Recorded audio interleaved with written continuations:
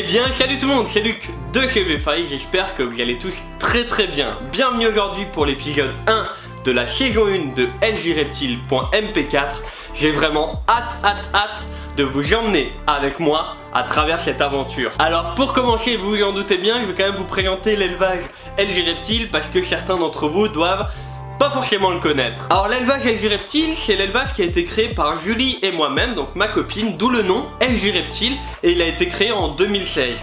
On a vraiment un objectif principal, c'est tout simplement de donner naissance à de magnifiques animaux et surtout en très bonne santé. Alors vous allez pouvoir découvrir à travers tous les épisodes des animaux provenant du monde entier, mais tous nés en captivité. Effectivement, ça nous tient à cœur, on a des animaux d'Australie, d'Afghanistan, d'Afrique. Tous ces animaux-là sont nés en captivité, d'accord? Et notre objectif secondaire, qui est quand même très important, c'est de donner également naissance à des animaux qui vont permettre d'aller chez des gens passionnés et d'éviter de prélever les animaux dans la nature. Comme ça, les animaux dans la nature, ils font leur vie au calme et on les dérange pas. Point important, que ce soit Julie ou moi-même, nous sommes tous les deux diplômés en biologie animale. On a fait des études spécialisées dans le domaine animalier. D'ailleurs, on y viendra en fin de vidéo, on va parler de certificat de capacité, un diplôme entre guillemets, on va dire un certificat donné par les services vétérinaires. Julie en a un, moi j'en ai un, je suis en train d'en déposer un deuxième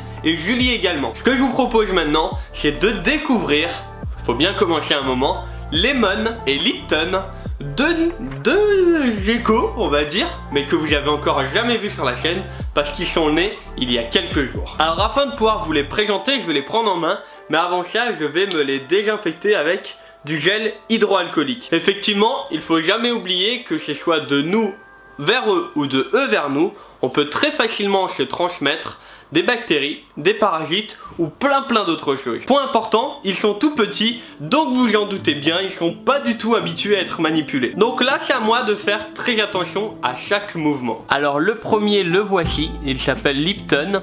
Donc c'est un petit Nephrurus amiae. Donc c'est un lézard originaire d'Australie. Donc là, il est tout petit. Si vous regardez par rapport à la taille de mon pouce qui est juste à côté là, ils sont encore tout petits, ils ont quelques jours, moins d'une dizaine de jours. Donc là il s'agit d'une mutation très claire, on peut en trouver des beaucoup plus foncés. Ils ont une peau rugueuse, donc je sais pas si vous le voyez, mais j'hésiterai pas à vous faire des gros plans pour pouvoir vous les présenter. Il va très bien, donc c'est un lézard qui est insectivore, hein. Donc voilà, donc pour le moment, dès qu'on fait des petits mouvements, voilà, ils n'hésitent pas à bouger. Ils sont pas encore habitués à être manipulés. Voilà, je vous permets de le voir depuis un autre côté. Donc vous voyez que c'est des animaux très gentils au final, hein. Beaucoup ont peur des lézards ou autres. C'est un animal qui fait strictement rien. Là, il est juste en train de se poser la question de qu'est-ce qui lui arrive, parce que c'est la première fois qu'il passe en vidéo. Maintenant, je vais vous présenter son frère ou sa sœur. Je ne le sais pas encore. Pour bien voir le sexe d'un Nephrurus, alors avec mon expérience, attention, il faut compter entre 4 et 6 mois, sachant qu'il y en a qui arrivent beaucoup plus tôt. Encore une fois, je suis loin d'être le plus expérimenté, hein, bien sûr, j'ai encore plein de choses à apprendre, mais du coup je vais vous montrer son frère ou sa sœur et vous verrez qu'au niveau couleur, le deuxième sera un tout petit peu plus clair. Ok, donc voici Lemon, vous voyez qu'il est un tout petit peu plus clair. Alors il a 2 jours de plus, il est beaucoup plus curieux comparé à l'autre. Donc point important, c'est un animal qui n'a pas forcément besoin de beaucoup d'humidité. Il vit plutôt dans un milieu plutôt désertique. Et petite particularité, dans la nature il va creuser dans le sable pour tout simplement prendre l'humidité du sable, pour qu'en fait il ait des coins humides. Donc il aime bien avoir des grottes, on va dire, humides dans le sable et pouvoir faire sa petite vie sur du sable sec dans les milieux plutôt désertiques. Dites-moi ce que vous en pensez de cet animal tout simplement formidable. Donc maintenant, ce que je vous propose, c'est de parler de certificat de capacité. Alors le certificat de capacité, c'est quoi? C'est tout simplement un document délivré par les services vétérinaires qui prouve vos connaissances sur un animal ou plusieurs et qui va vous permettre par la suite d'en posséder soit un, si c'est un animal qui est très protégé. Par exemple, demain je veux un crocodile chez moi, si je suis capacitaire et que j'ai toutes les installations pour l'accueillir, et je peux en avoir un chez moi. Ou si par exemple vous voulez un animal plus commun mais avec un nombre un peu plus élevé. Par exemple du gecko, d'accord, un lézard tout simple, du gecko léopard, et ben c'est 25 que vous pouvez en avoir au maximum. Et ben si vous en voulez 30, 40, 50, 60, tout ça, il faut déposer ce fameux certificat de capacité. Autre chose à prendre en compte, il faut également les installations pour pouvoir l'accueillir chez vous. Vous pouvez très bien être capacitaire sur un animal, mais pas forcément avoir les installations pour l'avoir chez vous. Ce qui fait que dans ce cas-là, vous avez les connaissances pour en avoir un, mais pas les installations, donc vous ne pouvez pas en avoir un chez vous. C'est ce qu'on appelle tout simplement l'autorisation préfectorale d'ouverture. Alors, il y a différents noms, c'est AOE, APO, enfin il y a différents noms qui sont donnés à ce fameux document-là, mais il faut savoir qu'il vous faut vraiment les deux pour avoir l'animal ou les animaux chez vous. Alors maintenant on va parler d'LG Reptile parce qu'il faut savoir qu'il y a différents certificats de capacité. Oui, c'est assez compliqué, désolé. Vous allez avoir un certificat de capacité dédié à la vente et au transit, un certificat de capacité dédié plutôt à l'élevage, un qui va plutôt être dédié à la présentation au public, par exemple un zoo, et encore un autre je crois. Je suis pas sûr, mais je crois qu'il y en a encore un autre. Pour ma part et pour la part à Julie, on est capacitaire vente et transit. Effectivement, via nos diplômes, on a pu faire ces certificats de capacité là, et donc on les a passés par la suite.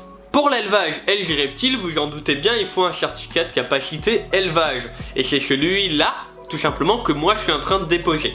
Alors j'ai déposé d'autres espèces, pas forcément que du gecko léopard, du gecko africain, le python, mais vraiment des espèces provenant du monde entier et qui m'intéressent pour aujourd'hui ou peut-être dans 20 ou 30 ans. Mais autant le faire tout de suite. Pour avoir ce certificat de capacité là, il faut prouver nos connaissances mais aussi notre pratique. Moi personnellement j'ai la chance de faire ça depuis une dizaine d'années. J'ai pu rencontrer grâce à YouTube des gens un peu partout en France et en Europe. Et donc j'ai pu faire pas mal d'expériences avec tout simplement des gens qui sont déjà capacitaires sur les animaux là. Je prends l'exemple tout simplement du Paléosuchus palpebrosus, c'est un caïman, d'accord. J'ai pu tout simplement avoir une expérience pendant 2 jours avec cet animal là, où j'ai appris à le manipuler, à le contentionner, enfin voilà, pas mal de petites choses. Et du coup, par la suite, si j'en veux un, si je passe le certificat de capacité sur le caïman, donc le Paléosuchus, je pourrais potentiellement en avoir un chez moi si la commission vétérinaire me dit oui effectivement t'as les connaissances et oui t'as les installations. Petite parenthèse, vous entendez des grillons, vous en doutez bien, faut bien les nourrir chez les animaux, mais bon c'est pas grave hein, au final vous croyez un peu dans le sud, c'est plutôt pas mal.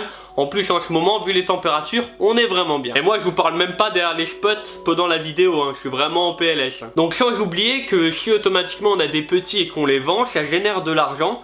Cet argent là faut le déclarer. Pour déclarer un certain montant, en France à partir d'un moment faut créer une structure, une entreprise, une société ou d'autres choses. Donc nous actuellement pour LG Reptile on est vraiment dans cette structure là. Actuellement on n'a pas d'entreprise ni de société. Notre but c'est pas de faire de l'argent sur notre élevage, mais tout simplement qu'on puisse tout simplement faire notre passion sans que ça nous coûte forcément de l'argent sur notre argent personnel. Mais pour ça, je vous en parlerai à travers un prochain épisode. Bon, je vous ai parlé certificat de capacité, mais au final, je vous ai pas parlé de la procédure lorsqu'il y a une naissance. Alors chez nous, d'accord, pour LG Reptile, on a un procédé qui est très simple, c'est déjà qu'on va noter sa date de naissance, tout ça. Donc pour ça, on a des petits trucs comme ça qu'on utilise pour mettre sur les clés. Donc quand c'est vert, c'est que l'animal il est pas sexé, donc un bébé il sera vert, d'accord. Ensuite, quand il est rouge, c'est que c'est un mâle. Et quand c'est bleu, c'est que c'est une femelle. Donc ce qui fait que sur tout ce qui est installation, terrarium, rack, tout ça, on sait très bien, avant même d'ouvrir, si c'est un mâle, une femelle ou un petit qui n'est pas encore sexé. Et en plus de ça, ce qui est génial, c'est que dessus on peut noter la génétique, la date de naissance, enfin tous ces petits détails là. Autre point important, on a des animaux, donc faut faire attention. Alors maintenant ça existe également via internet, mais on a ce qu'on appelle un registre d'entrée et de sortie. Donc voilà, donc là moi il a été signé par les services vétérinaires, d'accord, par la DDCHPP du Haut-Rhin, vu qu'on est en Alsace. Et dedans vous allez avoir chaque animal, donc vous voyez, donc là par exemple, donc je vais vous mettre ça comme ça. Donc vous avez le nom scientifique de l'animal, si ça a été un achat, un sauvetage, comment il est arrivé chez nous, son nom, son identifiant, ce qui prouve qu'il est arrivé chez nous, une facture, un certificat de cession, toutes ces choses là. Et c'est pareil, c'est un jour l'animal, donc là c'est quand il rentre, c'est un jour il part, faut montrer de ce côté là, faut remplir le côté là. pour dire bah voilà, l'animal il est parti telle et telle date, à tel et tel endroit. On a ce papier là qui prouve qu'il est parti. Donc voilà, donc c'est quand même très carré. Donc voilà, je voulais vous parler déjà de ces petits détails là. Ce qui fait que dès qu'on a un bébé qui naît, il rentre dans ce registre. Ensuite on met sa petite étiquette dessus et comme ça on sait exactement où il est. Voilà, l'épisode 1 se termine. Rendez-vous très prochainement pour l'épisode numéro 2. En attendant, je vous invite à vous abonner en cliquant juste au-dessus et à liker la playlist, à suivre la playlist ljreptile.mp4 qui s'affiche juste en dessous pour manquer aucune de mes nouvelles vidéos. Je vous retrouve très bientôt. C'était Luc de chez Blefaris. Prenez soin de vous, prenez soin de vos proches et surtout prenez soin de vos animaux, surtout vu les chaleurs actuelles. Allez, ciao tout le monde. Et si la vidéo t'a plu, n'oublie pas de mettre le petit pouce en l'air.